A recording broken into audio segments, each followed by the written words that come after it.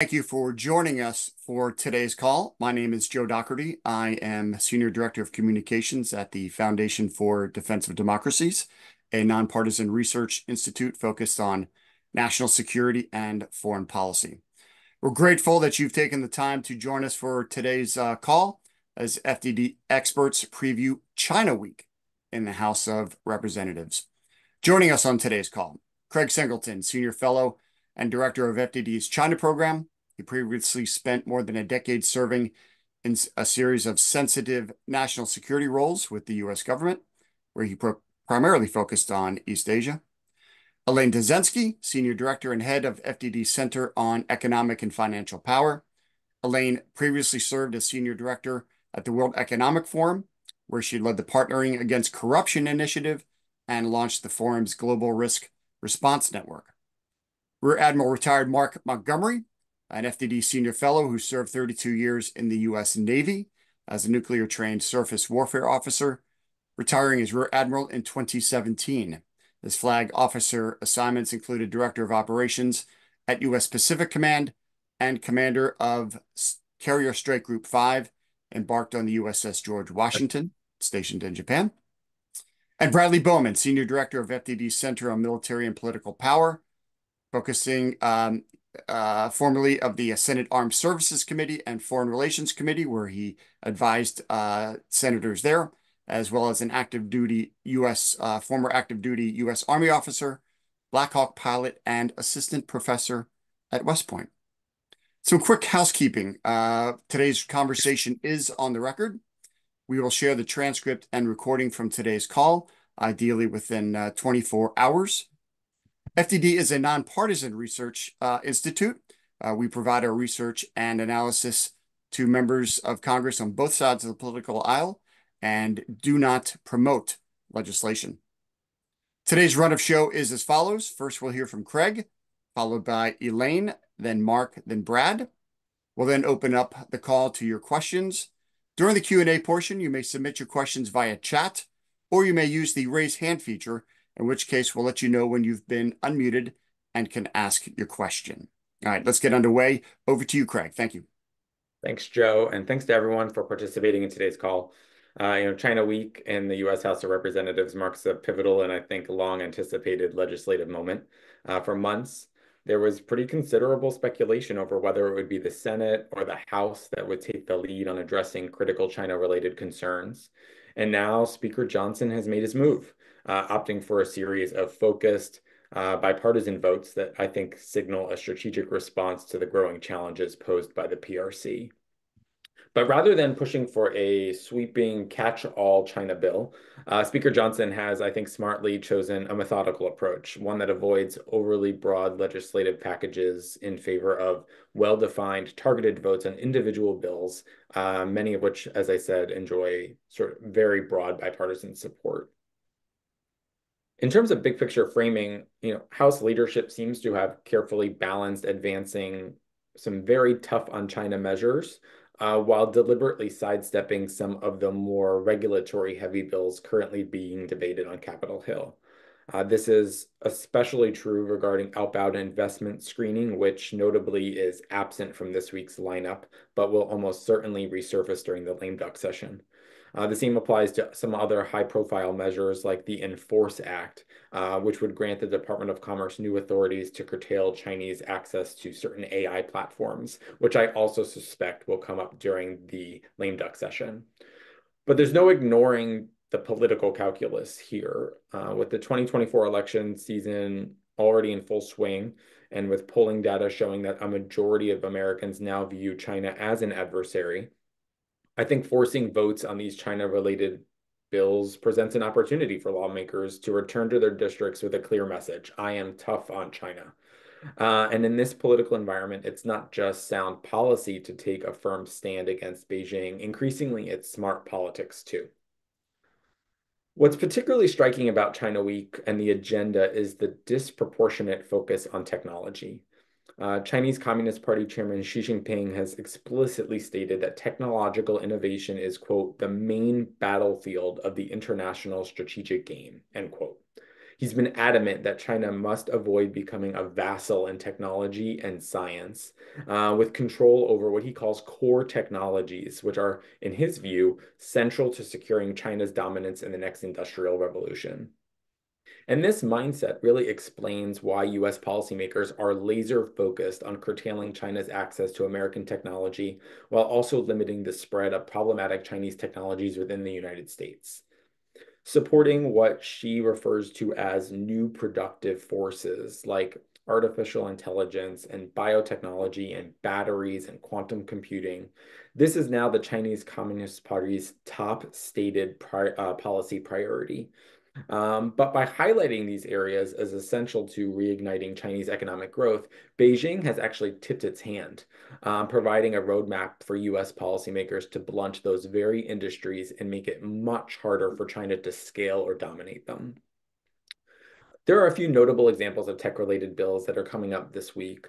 One very clear example is the Countering CCP Drones Act, which is based in part on research and testimony from FDD. And what it does is it really exposes DJI, the Chinese drone manufacturer's deep links with the People's Liberation Army, China's party state, and China's human rights atrocities. And yet, despite these connections, DJI has been actively funding US lobbying groups like the Drone Advocacy Alliance to derail this legislation. That is, without registering under the Foreign Agents Registration Act, or FARA. This is really a textbook case of a Chinese military-linked company exploiting our lobbying loopholes to protect its market access, which is certainly something US companies are unable to do in China. And so if this bill passes, it will initiate a gradual weeding out of DJI drones from US supply chains. But the good news is there are many US drone companies that are already starting to think about how they can fill that gap.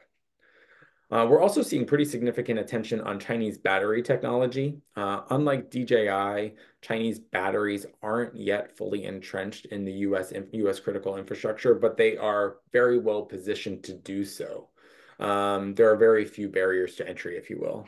Last year's NDAA introduced a ban on the Defense Department's procurement of certain Chinese batteries, specifically from companies like CATL, which is closely linked to the Chinese Communist Party and obviously beholden to all Chinese laws, including its intelligence and cybersecurity laws. And so the bills this week that are battery focused really do aim to extend those same NDAA prohibitions to DHS supply chains, Department of Homeland Security supply chains. So as FBI Director Christopher Wray has sort of already warned, Chinese hackers are actively positioning themselves within US critical infrastructure, ready to, in his words, wreak havoc if the time comes. And so bills like these really do ensure that Chinese batteries don't infiltrate our most sensitive systems, including our critical infrastructure, which I think is really common sense. Another standout is in the China Week lineup is the Biosecure Act, which targets Chinese biotech behemoths with known military links, including BGI and MGI Tech. In May 2018, Xi Jinping identified biotechnology as a, quote, frontier field, where China must achieve dominance. And he pointed to gene editing, stem cell research, and synthetic biology as vital to China's goal of becoming a, quote, world science and technology great power. And so again, the Biosecure Act is another common sense measure aimed at protecting US national security and economic interests. But it's really just the beginning. I think we can expect biotechnology to remain a key battleground in the next Congress as US policymakers look to shore up defenses against China's ambitions in this particular cutting edge sector. And the same applies, of course, to executive branch agencies, which have already added Chinese biotechnology companies to the US entity list for developing, among other things, brain control weapons. On the Taiwan front, I also want to flag that several of the bills are, I think, as we would expect, Taiwan related, but not in the way you might think.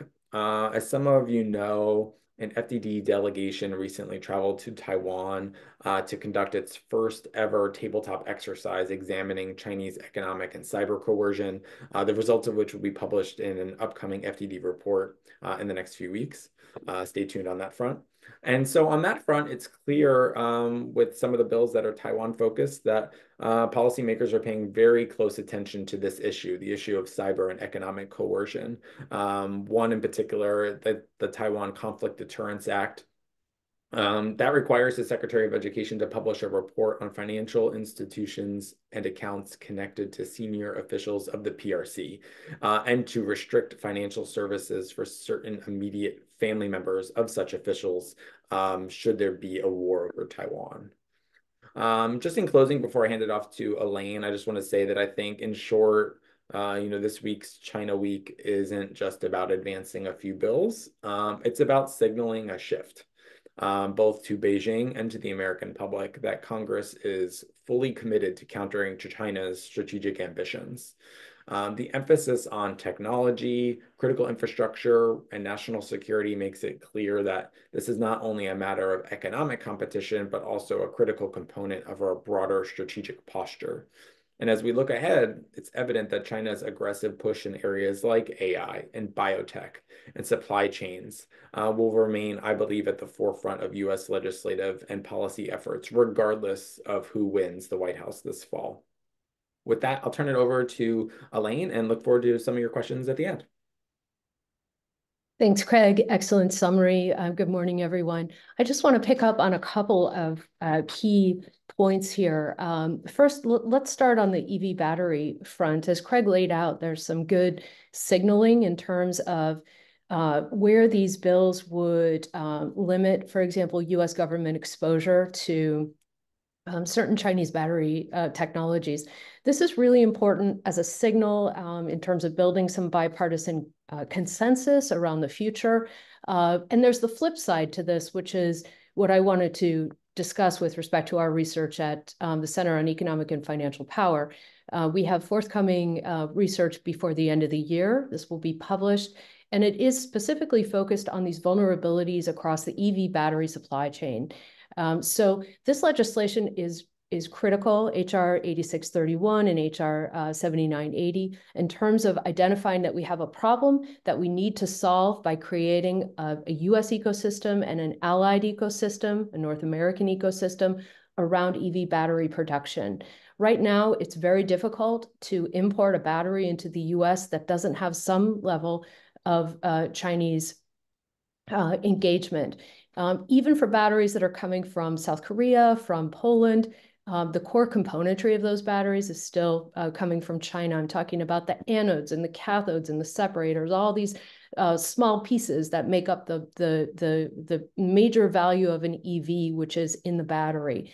So one of the key points that we'll be talking about in our report is the midstream vulnerabilities have to be solved, and there are investment opportunities to do that, both domestically and working with allies and partners. So we see this as part of a bigger picture. We want to diagnose where the challenges are and certainly stop those pathways for procuring Chinese batteries, but we also need to recognize that we need to get out of these long-term dependencies, and there are opportunities for us to do that. The second piece I wanted to pick up on is port security. So HR 3169, identifying adversarial threats at our ports. This is also a really interesting bill because it highlights that we have some pretty clear vulnerabilities when it comes to cranes and technology coming into U.S. ports. This is something that I've been writing about together with senior fellow David Rader.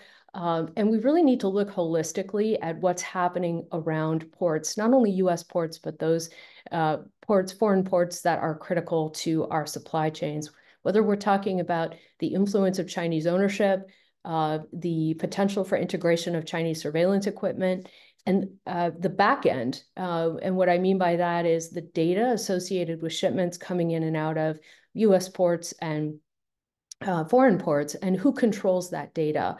We have a vulnerability there in terms of LogInc, the back-end kind of data management system that a lot of ports, port operators and carriers are using. This is also an issue. So we're looking holistically at this set of port vulnerabilities that range from critical infrastructure and ownership issues to the technologies behind the data. And that will become increasingly important, this data question, as we think about how to secure ports. The third piece I wanted to pick up on is around sanctions. HR 5613, the Sanctions List Harmonization Act. This is also a really important signal in terms of not only China-related sanctions issues, but Russia, Burma, and the like. Here, what we're talking about is the need to have a greater coordination within the U.S. government in terms of our existing tools and authorities to designate entities. So we've actually been doing quite a bit of work in this area, looking at opportunities to pick up on OFAC SDN designations, and whether these are also linking into commerce entity lists. So there's a lack of coordination right now within the U.S. government. So we can help solve that by identifying where there's opportunity to cross-reference on sanctions designations and harmonize that work even further. So again, this is an important signal. And then the final issue I wanted to mention is HR 8314, the No Foreign Election Interference Act. This is important in terms of identifying where there may be loopholes for contributions coming from foreign nationals coming into political committees and potentially influencing elections. We see this from a broader set of problems around influence through financial mechanisms. And we're heavily engaged in what's called the enablers draft legislation, which would seek to close loopholes that are facilitated by different entities and actors within the global financial system that allow illicit financial flows into the U.S. To subvert our rules and influence our system. So we need to get at this question of closing loopholes across the board. One of those, of course, is around foreign election interference. So again, a really important and positive signal. So that's what I wanted to highlight. Happy to take questions later. Craig, back to you. Actually, I'm going to kick the hot potato over to, I think, Mark first, and then I think over to Brad. Okay, thanks. Good morning, everybody. Hey, look, this China week is in part, we're having to do this because the House Republican Rules Committee has blocked what would traditionally be national security bills going into the National Defense Authorization Act. The end result of that is that, that's a decision one can make, but it makes the National Defense Authorization Act have less non-DoD specific national security provisions in it. And as a result, we have to run these independently. We'll see if some get in through, like the Drones Act may get in through through amendments and come in the back door, or come in through the Senate side. But the reason we're having to do this, in large part, at least for about half these bills, is because they didn't get the traditional look through the NDAA. And that's risky because it ignores the fact that many provisions that the Congress passes may not be DoD-centric, but are national security-centric.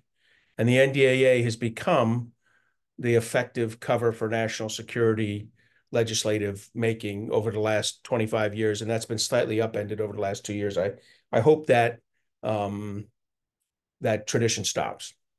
There's a few bills in here I'd want to emphasize. First, I agree with Craig on the Countering CCP Drones Act. We got to move past just keeping DJI and other Chinese manufactured drones out of DoD. We need to move them out of, and other federal government agencies, which previous legislation has begun to push. We also need to move them out of state and local emergency responders, fire, police, and because these drones are operated kind of ubiquitously over a town. And amazingly, there's pretty good relationships between DJI and the towns that house our major military bases. And to the degree that you think there might be a risk with these drones, it's amplified when used by law enforcement and emergency responders in direct proximity to U.S. military facilities. And so what this is going to do is amend the Secure Trusted Communications Network Act, which is 2019, to add DJI. The other one, I do like 554, which Craig mentioned earlier, the Taiwan Conflict Deterrence Act. This would have been in the NDAA. There's just no doubt. It says that if a crisis, prepare a list, a non-DoD agency, prepare a list so that when we have a crisis, we have the list of people we're going to go after, to limit their access to financial services. Because what we found with a lot of our authoritarian adversaries is while they have no trouble picking a fight with us, they'd like to keep their money and their children and their schooling over here in the United States at the same time. And what we're going to do is deter their future aggressive action by letting them know you are the people we're going to hold accountable at a later date when a crisis builds up between us. This would have clearly in previous years been fodder for the NDAA. And then finally, the Port Crane Inspection Act. We've been working with Representative Jimenez's office for several years on this. And this is the first part of a broad effort to start to control secure the critical infrastructure that we need for our military mobility. In other words, our military's supplies, equipment, and forces move on civilian rail, ports, aviation, roads. That's how they get to the ports and the airfields to then go overseas. That all that infrastructure largely owned and operated by the private sector, maintained to some lower level of security. I like to think of it like if we have a train on a flatbed at Fort Cavazos, former Fort Hood in Texas, and we're going to take it to a strategic sea lift port, say in Charleston. When it's at Fort Cavazos, it's got two telecommunications networks, two electrical power grids, although the batteries may be cattle. We got to be careful there. But you know what I mean? You've got it's like Noah's Ark. Then the train leaves the base and it enters like Mad Max Thunderdome, right? Which is like a private sector rail network all the way, whose cybersecurity is of some unknown variety. Obviously, we have to defend that. Obviously, that's a national security need. And obviously, that should have been handled in the NDAA, but it wasn't.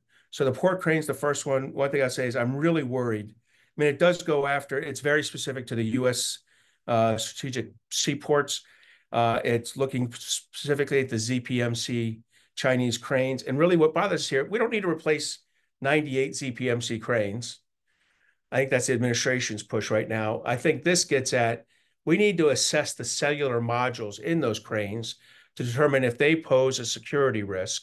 And if they do, replace those cellular modules and create a system where our cranes are, their routine software upgrades, their communication, their maintenance communications are handled all inside the United States by companies not owned by a country, of concern like China.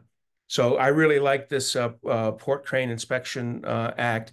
I think it's on there. I think the Coast Guard's already working. This legislation is a little behind need. The Coast Guard's working it, but they're not getting the appropriations fund necessary. So passing this bill into law will allow for easier appropriations in the future. So some good stuff in here, but let's not fool ourselves. There's more in this China, and there'll probably be a cyber week and some other weeks over the next couple months to pick up the material that's been left, the detritum that's been left behind by not including it in the NDAA, and it makes us less secure not to have it. Brad, over to you. Thanks, Admiral Montgomery. Thanks to Craig and Elaine, and really admire all the great research and work you've done on this. As I'm the last panelist to speak here before we get to everyone's questions, first of all, just thank you for joining. Let me just do a little bit of a zoom out that I hope is helpful. From my perspective, I would want to say the following. The foundation of what we're seeing here is a geostrategic competition between the Chinese Communist Party and the United States and its democratic partners and allies. And at the heart of this is technology. Mark and I have a military background. We know that in the military space, the outcomes of a particular engagement, battle, or war is based on the quality of people, the training they have, and the technology they wield. But it's a mistake to over militarize this, because the challenges, the dangers, the threats go way beyond the Department of Defense, as Mark suggested earlier.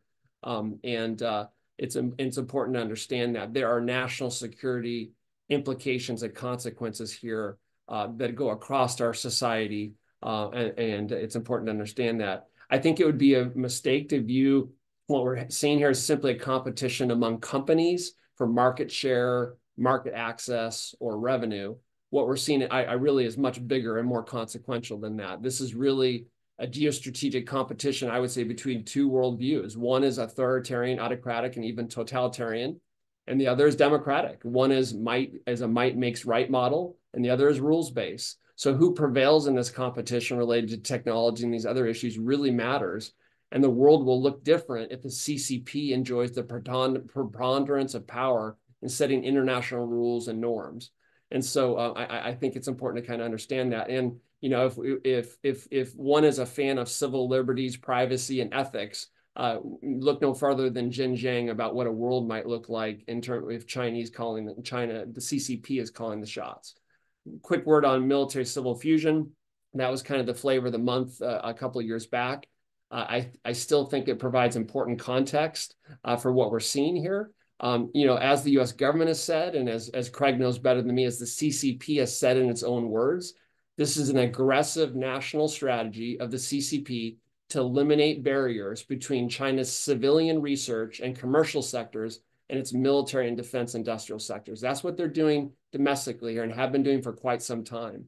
There's also an international component to this, right? As our intelligence community has said, and the international component is trying to acquire technologies, both licitly and illicitly, for the purposes of creating Chinese national champion companies that dominate the international market, and then diverting technologies to the People's Liberation Army that they will use in a conflict in the Taiwan Strait and the South China Sea. So when I say this is much bigger than this or that company wanting more market share, that's kind of what I mean.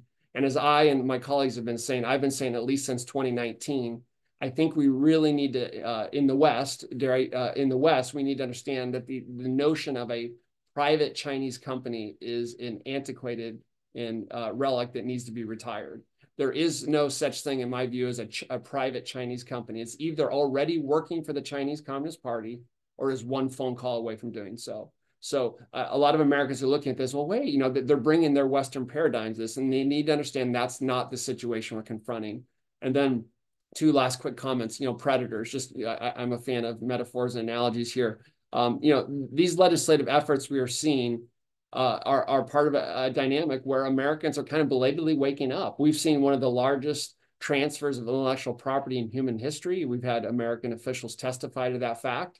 And predators prefer to prey on slumbering prey. And when the prey start to wake up and defend themselves, they get upset because that makes it more difficult for them to implement this military civil fusion policy where they're vacuuming up technology wherever they can to create these national champion companies and make the People's Liberation Army more aggressive. So we're seeing accusations of isolationism and xenophobia. That's, you know, these are very cynical. These are mischaracterizations, of course, but they're highly predictable, as we've seen this before, because the Chinese Communist Party would prefer that we continue to slumber so they can continue to spy on us more effectively and vacuum up technology. And one last comment, just pointing you all to the 2024 Worldwide Threat Assessment. This is a quote from them, quote, in 2023, a key PRC state-owned enterprise has signaled its intention to channel at least $13.7 billion into emerging industries such as AI, advanced semiconductors, biotechnology, and new materials. That's straight out of the Worldwide Threat Assessment. So when you have that much money in play and you have something that's so fundamental to what the CCP is trying to do between now and 2049, big surprise that we're seeing such pushback, and they're using our own open democratic system to try to defeat something that is so important to the CCP and its grand strategy. Thanks.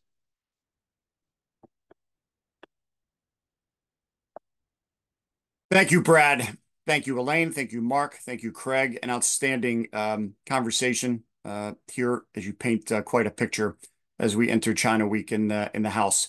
It is now time to open the conversation up to your questions. Just a reminder that you can use the chat feature, or you can also raise your hand and we will unmute you to ask your question. I will get the question started. In the meantime, I'll start it with Craig, but of course, open it up to the entire team here. How will Beijing respond to this week?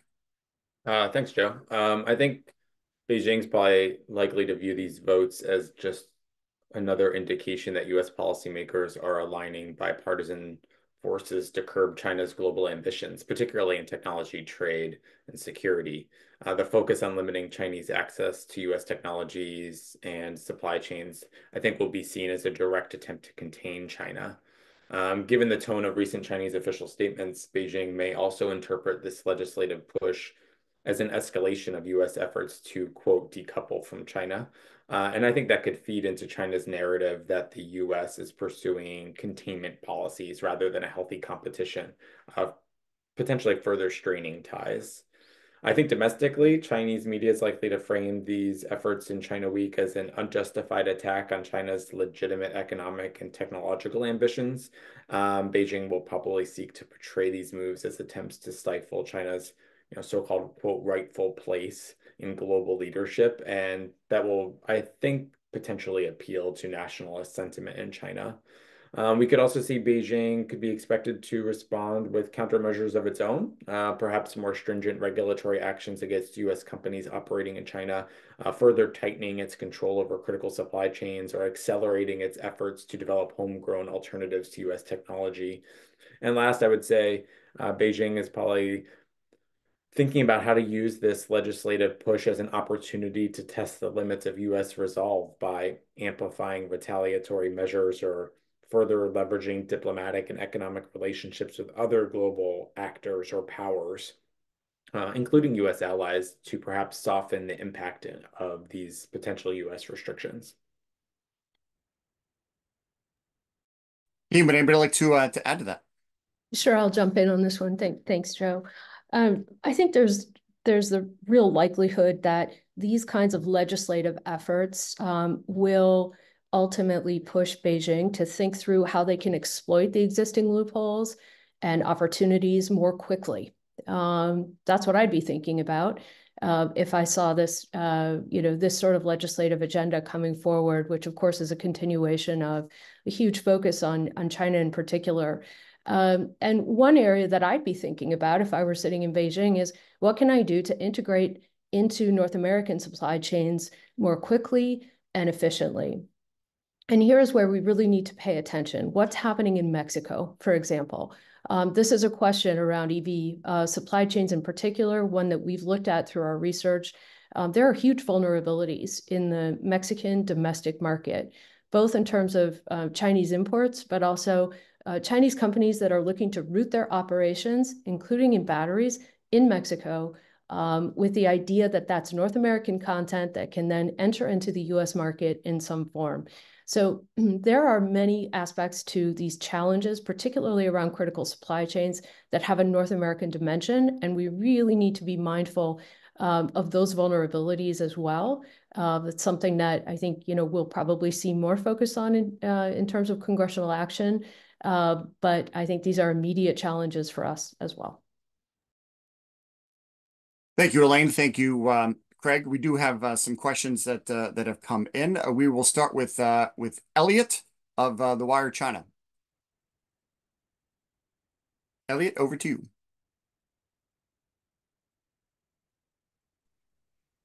Hi, good morning, all. Thank you very much for setting up this call. It's been really informative. My questions for Mark with regard to the comments that you were saying earlier with about the Rules Committee blocking some of these bills from entering the NDAA. I was wondering if you could expand a little bit on what was the justification that the Rules Committee gave for not including some of these national security bills as part of the NDAA this year. And if I may, a second question, sort of for anyone in the group, Speaker Johnson indicated earlier this year that de minimis was another priority that they wanted to address this year, but it doesn't appear that we're seeing that this week. I guess just in general, what's going on with that, and is that going to come up later in the late induct session? Thank you. All right, I'll do number one, then I'll pass it to Craig for the second part. So on what I'm saying here is, Rules Committee isn't required to explain themselves to us, but from the best we can see, there's been an active effort, an aggressive effort, to not have legislation in the either through the mark or through amendments that is not a majority or plurality Department of Defense. Now, look, there's exceptions to that are made, for committee chairman on a handful of issues and things like that. But the vast majority, things that would have impacted national security, like the military mobility I mentioned, would normally have had no trouble getting into the National Defense Authorization Act in the past. And there's been an active move to keep things whose primary committee of jurisdiction is not the Armed Services Committee or the Intel Committee when they have an Intel Authorization Act attached to the NDAA, to not have those types of legislation in the bill. And you can certainly see the product of the 2024 NDAA and what is the current version of the House 2025 NDAA are significantly less expansive than the, say, 22, 23, 21, 20 kind of National Defense Authorization Acts. And in the past, on a bipartisan basis, leadership allowed a much wider latitude of provisions into bills. And I think this is an intentional effort. I think it's one of the reasons, if you remember during the McCarthy leadership challenge, the McCarthy leadership election, there was maneuvering by some conservatives to gain control of the Rules Committee. And it was for exactly this sort of purpose. They really want things to be done, in theory by traditional bill clearance, markup, and voting. The problem, of course, is there's not near enough floor time to do that, which is why the NDAA became a catch-all over time. Craig, if you want to talk about de minimis and probably outbound investment as well. Sure. No, great question. Great to connect, Elliot. In a world where voters see China as a top adversary, a strong stance on China is, I think, quickly becoming the most bipartisan move in DC. But again, all politics is local, and the de minimis inclusion, or rather exclusion, is an example of that. Removing some of those de minimis rules would potentially increase prices on some Chinese goods, particularly from sites like Temu or Shein.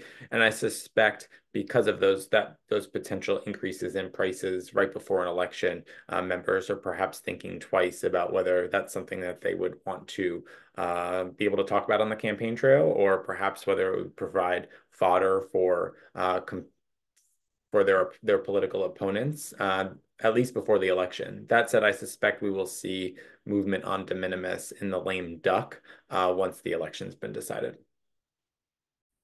Thanks, Craig. Thanks, Mark.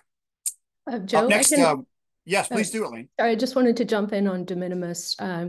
Yeah, this is I think, a huge issue, and where we have a gaping loophole, security loophole, particularly as it relates to fentanyl shipments.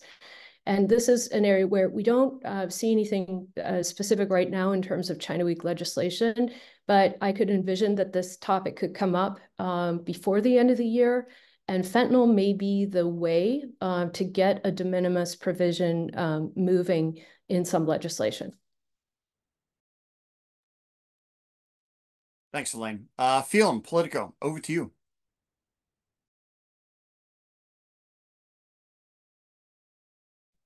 Hi. Good morning, Joe. Good morning, everyone. Can you hear me? Yes. Hi. Thanks so much for doing this. Quick follow-up on Elliot's question. There's been expressions of disappointment on the Democratic side about how the Speaker's office has handled the preparation and execution of China Week in terms of bipartisan bills that have been worked on for quite a while being excluded from China Week. De minimis not being part of the mix, outbound investment not being part of the mix. I guess my wide question to the panel is, what's missing from this current China Week lineup that we know and see already, and what are the implications of those omissions? Thank you.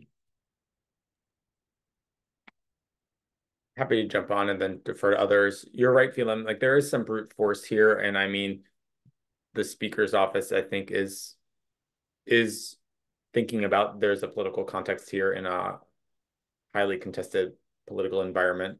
That said, most of the bills that are being discussed here enjoy broad bipartisan support, worked their way through committee, and have DNR either co-sponsors or at least support behind them. I think there were a few like de minimis and like outbound that ultimately the Speaker's office just decided were a little too controversial, or perhaps for Republican members seen as overly regulatory. Now, just because they're not included in China Week doesn't mean that they're not going to get their fair shake. And so I think that there are some pretty serious indications that outbound, which has already enjoys broad support. I think it was a 90-10 vote in the Senate in favor of some initial outbound investment screening and de minimis.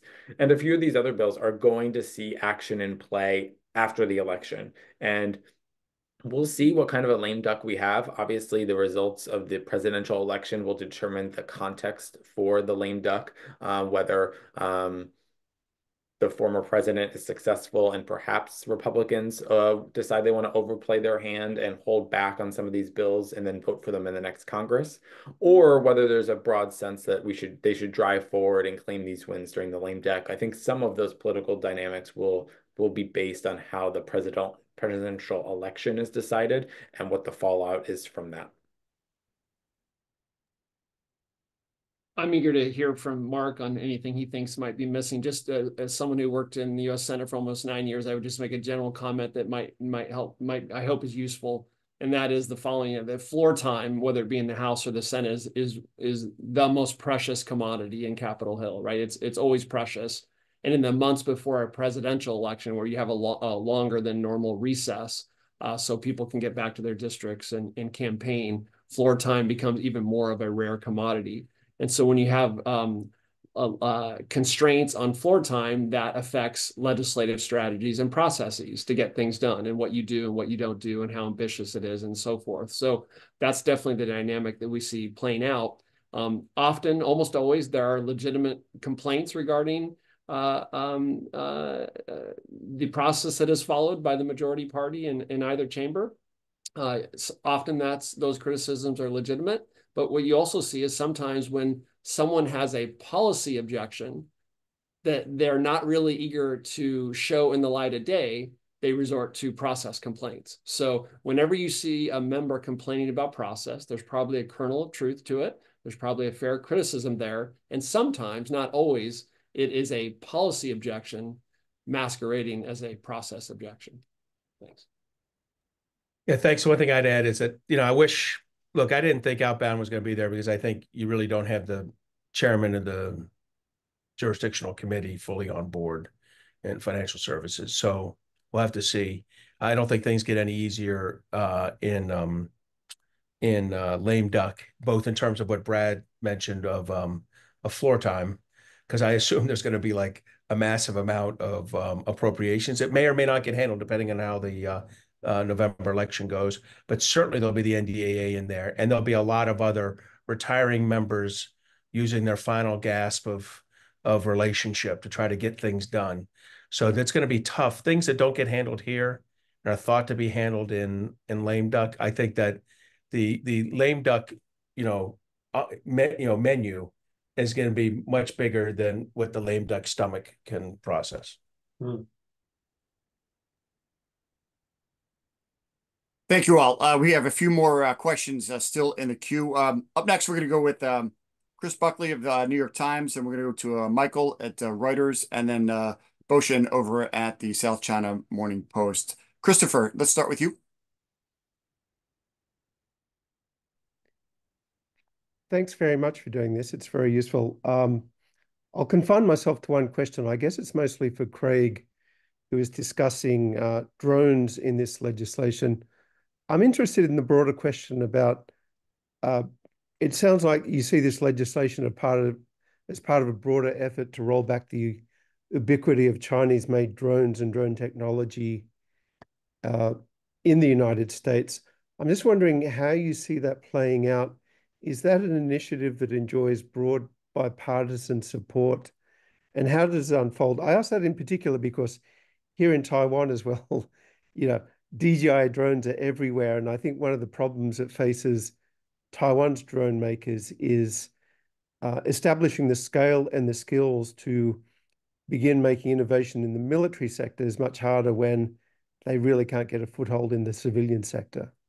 So any thoughts on that from Craig or anybody would be useful. Thank you. Yeah, no, sure, Chris. Look, DJI drones, I think it's best to think about them as Huawei with wings. This is one of those examples where through brute force economics, the Chinese have established a Chinese champion that controls our current market. It's undeniable. About 80% of consumer drones are from DJI, just as we saw similar corollaries with Huawei technology throughout our telecommunications infrastructure and allied telecommunication structure. And it was policymakers waited too long to really address the threat. And when they did with sort of rip and replace technologies and policies, they recognized that it was tremendously expensive to do. I think that what we're seeing is a similar effort to wage a war of attrition, but on DJI drones, which are obviously much cheaper to replace as they lose their ability to operate on U.S. networks, licensing losses there. And so this will not be, I would suspect, a scenario in which there is, and it's not included in the legislation, that when that passes, DJI drones can't fly in the United States. What it does is it wages a slow war of attrition on their ability to operate in the United States, giving time for U.S. companies to scale, to secure contracts, to bring costs down, such that perhaps we can right-size this balance between Chinese consumer drones and perhaps even the use of Chinese drones by critical infrastructure companies in the United States to protect pipelines and to monitor railroads, and perhaps to replace those systems with those from either the United States or allied partners and countries. And so it's not a flip the switch moment, certainly, but there is, I think, a broad recognition that no one wants to live through another Huawei 2.0. And if you were going to draw a corollary, it would absolutely be China's drone dominance. I'll pick up on that and say, this is not about, in the anytime in the next 5 to 10 years, DJI not probably being the drone of choice for my teenage son to go spy on the next door neighbor, right? That probably DJI, because of the cost differential, is going to have that business. But as Craig said there, it's first we got him out of DoD, then we got to get him out of the federal government, and that's slowly happening. Then we have to get DJI drones out of law enforcement and emergency responders and state and local government. And that may require some incentivization from the federal government over time, I think, to help that happen in the more underserved communities. And then I think the final step for this kind of tranche is to get them out of our critical infrastructures. As Craig said, that was the Paycom J3. If I'd gone to bed at night, and said, and my dream when I woke up was that I'd had a U.S. drone company map Chinese infrastructure and pass it to my targeteers, I'd have been pretty happy, right? But and that doesn't happen for the United States in any way, shape, or form in China, but it is happening in the United States. Absolutely, the potential to look to map our electrical power grids, to map our telecommunications networks, to map our rail networks, all these things, to a much more refined degree than, say, overhead imagery could provide. That is really important. And I think there's just too much communications between these drones for maintenance, legitimate or maybe not legitimate maintenance and logistics purposes, and Chinese networks. And we know the Chinese intelligence collection rules and the national laws that have been passed requiring companies to cooperate with the intelligence services. I just think it's too much risk across those systems. Over time, as U.S. companies get that market, they will then be able to, will have rebalanced from the inequitable playing field that existed 5 and 10 years ago, biasing towards DJI and other Chinese firms, and create a market where the U.S. can compete or not compete for the personal drone market. Thank you, Mark. Thank you, Craig. We will now go to Michael at Reuters. Over to you, Michael. Hi there. Thanks for this briefing again. Appreciate you guys doing this. It's another useful briefing, so appreciate that. But hopefully my question is not redundant, but I think one of the challenges, at least for me, as I watch the votes, in the House this week, is how serious this China week actually is. There has been some criticism that I've seen, at least, that it's more of a messaging exercise, and I wonder how fair you think that is. That this is more of a messaging exercise. Mark already mentioned, the snafu with the NDAA. So I'd be interested in your thoughts on that. How do we assess, where the Senate is on these, and ultimately what I'm getting at is, what is the prospect that some of these measures are going to be law by the end of this Congress? Thanks. Hey, I'll jump on this first. First, I would describe, if I'd gone and if you'd interviewed me 2 weeks before the TikTok legislation became law, you'd have been asking how much of this is a public narrative, and I'd hopefully kept my mouth shut. And the truth is that became law. So I don't want to underplay any of these eventually becoming law and having an effect. Now, none of them I think will have the effect of the TikTok divestiture legislation, which Craig and I and a lot of other people worked on. But I believe that these do have impact. Now, look, when there's loopholes, as Elaine said, when there's loopholes in them, they have less impact. And but I think over time, some of these, simple ones like Craig and I both mentioned 554, the Taiwan, Conflict Deterrence Act. It seems like a small thing, but I got to tell you, when you name names, when you create lists that say, look, we're going to hold you accountable if China does this, and you're going to lose this access, and your family's going to lose this access, you can have a deterrent effect. So I do think some of these are real. Now, the issue is there a path to Senate versions and Senate reconciliation? Yes, I think there is. I think the Senate will shadow much of this, just like they did with TikTok. And then you'll build a reconcilable bill, that you can bring the two together and get the president's sign off. Look, how much of it will be done before the election? Probably very little to none. How much of it will be done after the election because it matches with something the Senate passed in their version of the NDAA or one of their amendments to the NDAA, which I know they haven't passed, but will be used for administrative purposes, or how much of it will be matched up with an actual piece of legislation passing. Look, it certainly won't be the 16 or 18 bills that you kind of see floated around right now. It'll be a much lesser included number. But to some degree, this is a lot more legislation than I would have expected, unless you turn back time and have more in the NDAA than I'd have expected this level of legislation.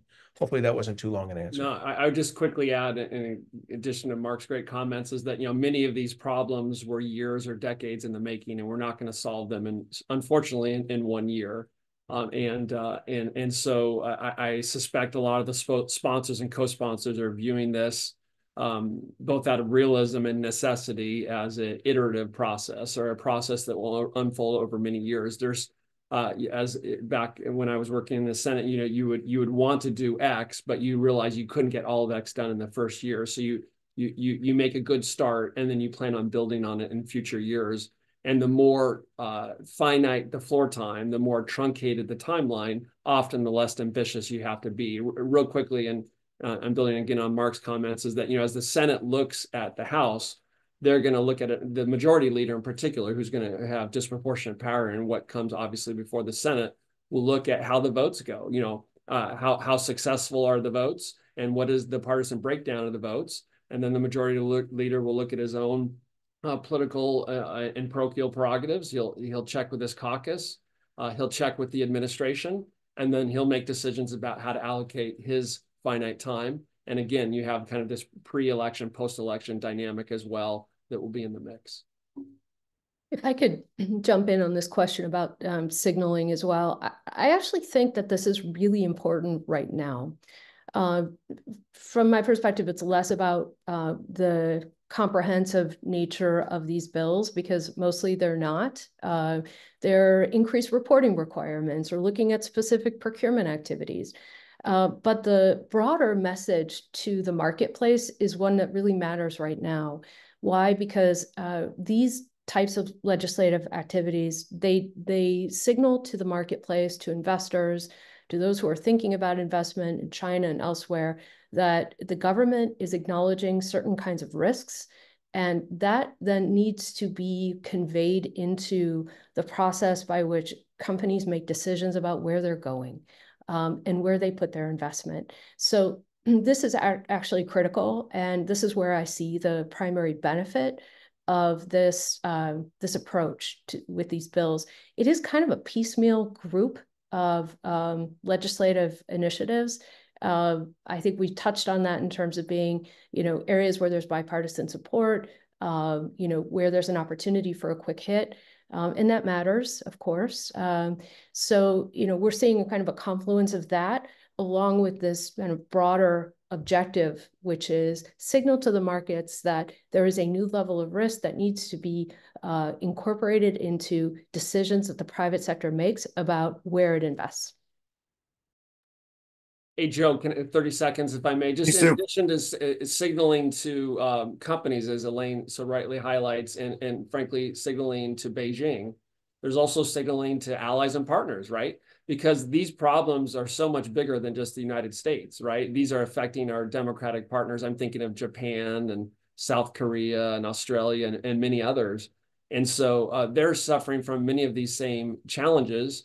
And any effective solution will require the United States to cooperate and have a common unified strategy as much as possible with our democratic allies and partners. And so what happens on Capitol Hill this week and in subsequent weeks will be watched by our allies and partners as well. And hopefully they will say, oh, yeah, we need to be doing some of those things too, because an effective solution will require us to work closely with Seoul and Tokyo and others. Didi, we will be getting to you just a moment. I'm going to ask Boshin's question from SCMP. Craig, you said that the House majority is deliberately sidestepping some of the more regulatory heavy bills, suggesting that the ones on the schedule are low-hanging fruit for the House. Looking ahead to the Senate and Biden, do you or any of the panelists see any that will face significant hurdles?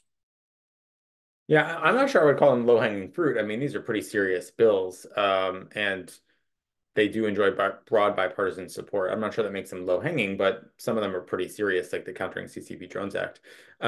Look, I think, and like my colleagues have sort of hit on this, some of these bills, there isn't some one path forward to them all becoming law. There's actually many avenues ahead here. Being tough on China isn't just a headline, right? It's becoming a hallmark of smart politics in Congress. And so while some of these measures, like the Biosecure Act, which passed overwhelmingly in the Senate, and if it passes this week, I suspect that's one of those bills that you could see attached to the NDAA and signed into law. The same goes for the Countering CCP Drones Act, which was included in the House-passed NDAA. And if there's a big, overwhelming bipartisan vote, just like there was with the TikTok bill, again, I think you can see these things become riders onto the NDAA. Others, as we've mentioned here, won't. But the signaling is important. And I think to Elaine's point, it really does create market risk. And I do think that already market moves absent of things like outbound investment screening and bans have already resulted in massive capital outflows from China. And we've already seen a tremendous drop in foreign direct investment in the Chinese market. And so private sector stakeholders already see the writing on the wall. They already see the trajectory of where Congress is moving, and they already see that there's broad bipartisan consensus. And so what that means is that whether some of these bills may get through and are signed into law in this Congress or not is frankly not as important as the fact that they're being introduced and will continue to be reintroduced, because there is absolutely no political cost to being tough on China. Hey, Joe, 30 seconds. Craig's talking about the bipartisan support for these policies. I completely agree with him on that. If you look at polling, often these days, Republicans and Democrats can't agree that the sky is blue, but there's a tremendous amount of consensus regarding the threat from the People's Republic of China. If you look at poll after poll, because Americans are waking up and they're seeing some of the stakes we talked about. And there's also, I think, bipartisan consensus on this because people that feel strongly about defeating Putin's aggression in Ukraine are aware of what the Washington Declaration said during the NATO summit this summer. Quote, the PRC has become a decisive enabler of Russia's war against Ukraine. And those that feel strongly about Iran understand the growing relationship between China and Iran. So we're seeing this axis of aggressors develop. And so people understand the threat for the PRC itself. They also understand how the PRC is working with Putin and also working with Khamenei in Iran. And that makes them even more concerned about China and more motivated to do more.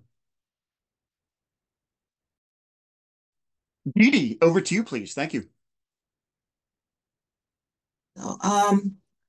Thank you so much for doing this. And I think, Brad, you spoke very eloquently regarding this, those legislation versus, the market share. One question I have is about sort of, the need for local jobs and employment. And one thing that came out of this weekend is Congressman McGovern has come out to oppose biosecure bill.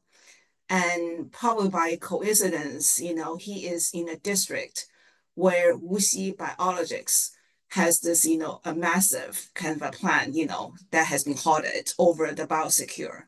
So he has come out to speak against it. So I sort of want to get your feel on how likely some of those bills could be sort of, could have those pushback because of the need, the local jobs, economic development, those needs. So the case is, the biosecure and then the Wuxi Biologics in I think that's just outside Boston. And the second question is about China Initiative. I mean, that's a very controversial one. And I'm a little bit kind of surprised that, I mean, I haven't checked the latest one, but last week, it's on the schedule. So what's behind this, China Initiative, for this to be so controversial and for it to come back this week in the House? Thank you. I think I'm happy to chime in at the start and then sort of defer to colleagues too. I think what we're seeing is a clear example of weaponized interdependence at play, right? Where China's framework emphasizes weaponizing economic and technological interdependence for geopolitical leverage, right? And it's a strategy that seeks to directly threaten U.S.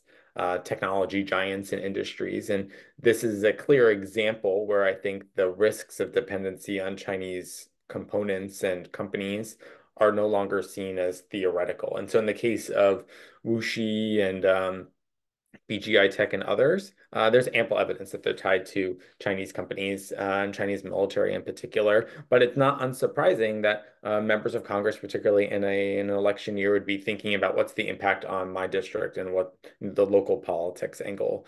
Ultimately, though, whereas in the past industrial policy was something of a four-letter word in Washington, that's no longer the case. And so I think what we can expect to see in the coming years is a greater focus from policymakers on how to ensure that that people and Americans working in these industries, but particularly those maybe working for Chinese companies, are given opportunities to transition to perhaps U.S. companies that are willing to fill the market void. But by and large, I'm not sure whether that will be particularly successful because Biosecure, as I mentioned, passed overwhelmingly in the Senate. And I do still think that there's very broad support in the House for its passage.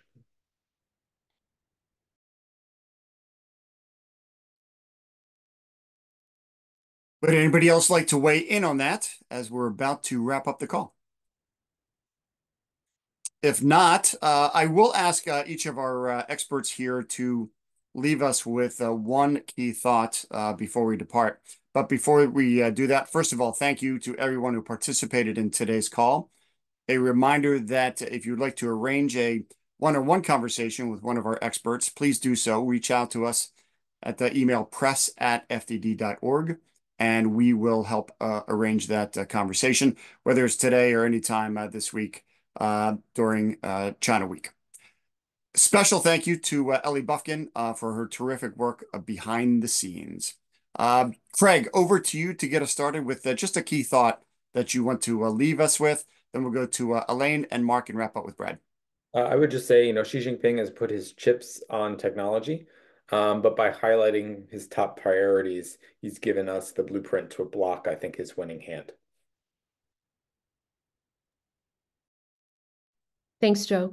I would emphasize that we've got a huge job ahead of us in terms of building supply chain resilience, economic resilience in general. And as important as it is to diagnose the problem, I think a lot of that's been done. And now we really need to get to work on a much deeper public-private collaboration and an investment strategy to start removing some of these supply chain vulnerabilities. Thanks. Hey, look, I look forward to a return to the old normal order, which is where we handle national security inside the National Defense Authorization Act. This way of doing things is inherently not agile. It's not, it doesn't have, legislation's already a slow way to solve a problem. It only gets slower when you tie it up in ad hoc House and Senate passed bills that get done. One does it one cycle, the other does it the next Congress, and you eventually have to bring them together. Use the National Defense Authorization Act to promote our national security and protect our national security, and that gets done through the old way of doing business. I would just say that I think the challenges confronting Americans and our democratic allies and partners are huge and daunting. But I am cautiously optimistic that as we wake up to the nature, scope, and severity of what the Chinese Communist Party is doing, that the bipartisan consensus that we've been discussing will only grow. These efforts will gain momentum, and that all of those things being equal, that once Americans are awake, we tend to do pretty well. We're slow to wake up. We're awake now. We're moving out, and I would want to bet against the United States in this moment. Thanks. Craig, Elaine, Mark, Brad, thank you very much. Again, thank each of you for participating in today's call. And this does conclude today's call.